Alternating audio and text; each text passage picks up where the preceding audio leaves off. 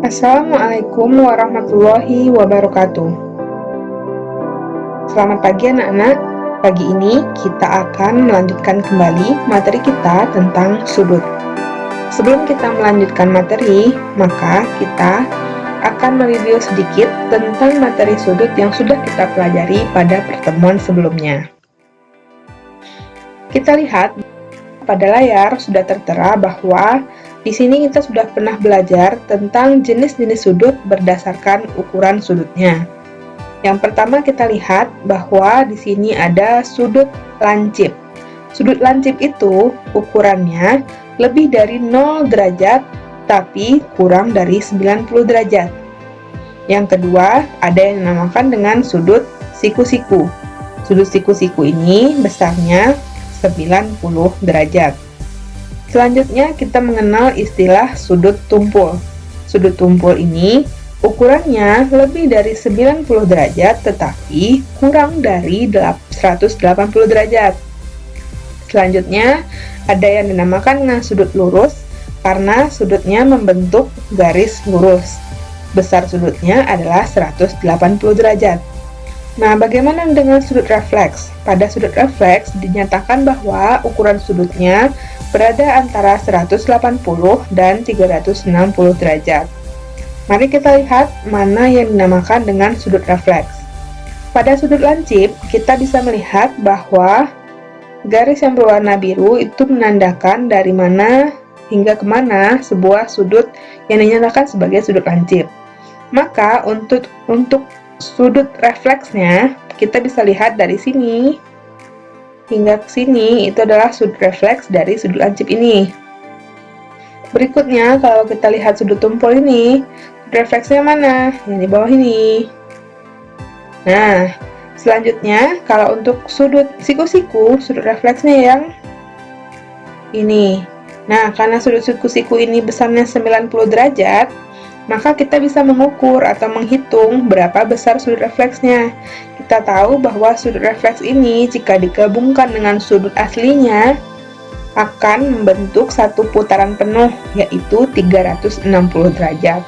Kalau sudut siku-sikunya sudah 90 derajat, berarti tinggal kita kurangkan 360 kurang 90, hasilnya 270 derajat. Maka sudut refleks dari sudut siku-siku pasti besarnya 270 derajat.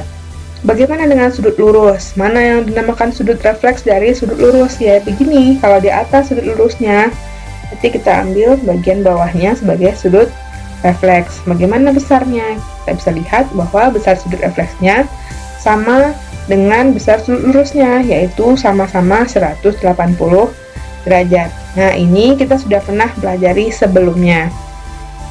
Kemudian kita juga sudah pernah belajar bagaimana cara menentukan besar sudut yang dibentuk antara jarum pendek dan jarum panjang pada sebuah jam. Kita akan lanjut ke materi berikutnya, yaitu hubungan antar sudut. Nah, materi ini ada pada buku kamu halaman 142. Silakan dibuka buku siswanya halaman 142.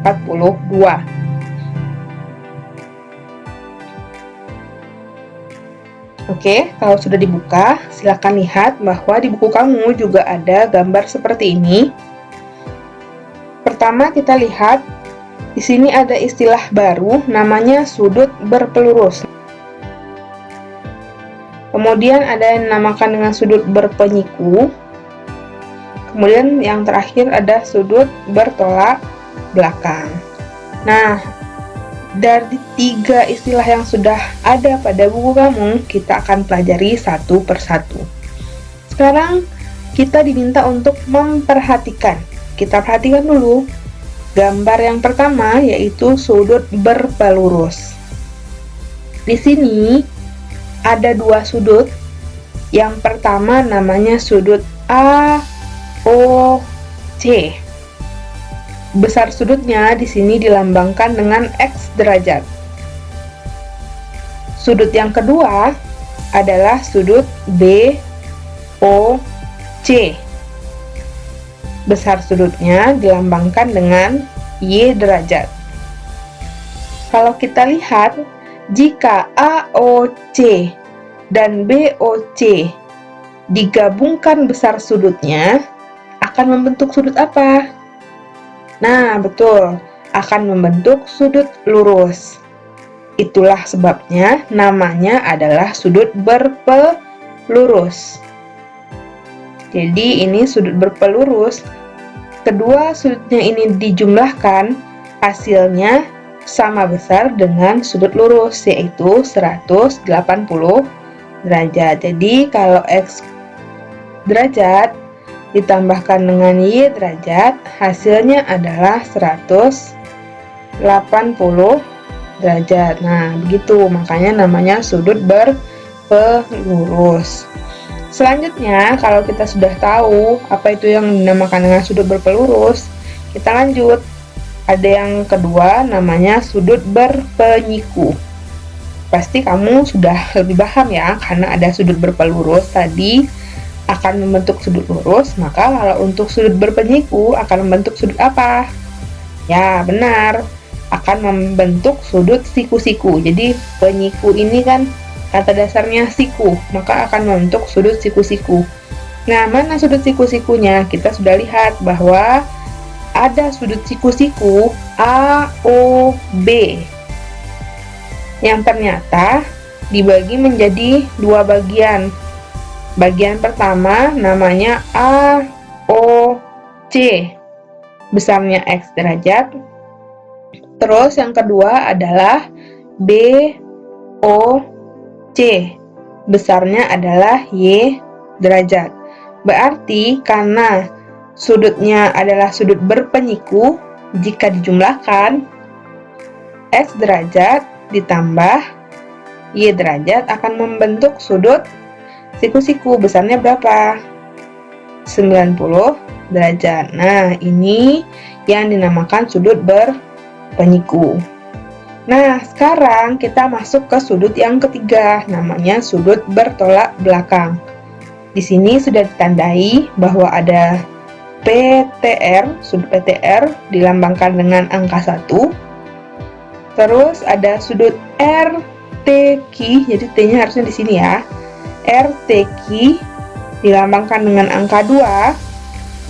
Sudut QTS dilambangkan dengan angka 3. Dan terakhir adalah sudut STP atau boleh juga PTS dilambangkan dengan angka 4. Nah, katanya nama sudutnya adalah sudut bertolak belakang. Kalau kita bertolak belakang pada kehidupan sehari-hari, berarti kalau misalkan teman kita bilang iya, bertolak belakangnya pasti kita bilang tidak. Kalau misalkan teman kita menghadap ke kanan, bertolak belakangnya berarti menghadap ke kiri. Begitu juga dengan sudut. Kalau sudut namanya sudut bertolak belakang, pasti arahnya pasti berbeda. Contohnya seperti ini. Kalau ada dua garis, pertama garis PQ, kemudian ada garis RS yang saling bersilangan. Masih ingat ya kedudukan dua garis PQ dan RS itu saling bersilangan, maka akan terbentuk 4 sudut seperti ini. Ada sudut 1, 2, 3, 4. Ketika kita ditanya mana yang sudut bertolak belakang, kita bisa lihat berdasarkan warna yang sudah dilambangkan pada buku kamu. Sudut 1 bertolak belakang dengan sudut 3. Kita bisa lihat sudut 1 itu menghadapnya ke atas, sedangkan sudut 3 ke bawah, berarti dia bertolak belakang. Mana lagi sudut yang bertolak belakang? Ya, betul, ini sudut 2 dan sudut 4, ditandai dengan warna biru muda. 2-nya menghadap ke kanan, sedangkan 4-nya menghadap ke kiri. Nah, begitu maksudnya sudut bertolak belakang. Kemudian sebenarnya pada sudut bertolak belakang ini kita bisa lihat sudut yang lain, yaitu sudut berpelurus. Nah, coba lihat ini sudut berpelurus. Mana nih yang sudut berpelurus pada gambar ini? Kita bisa lihat bahwa kalau sudut berpelurusnya adalah 1 dengan apa? Ya, dengan 4 atau 1 dengan 2. Boleh juga 2 dengan 3 atau 3 dengan 4 karena membentuk sudut lurus. Nah, jadi nanti ini sudut berpelurus, berpenyiku, bertolak belakang ini akan saling berkaitan.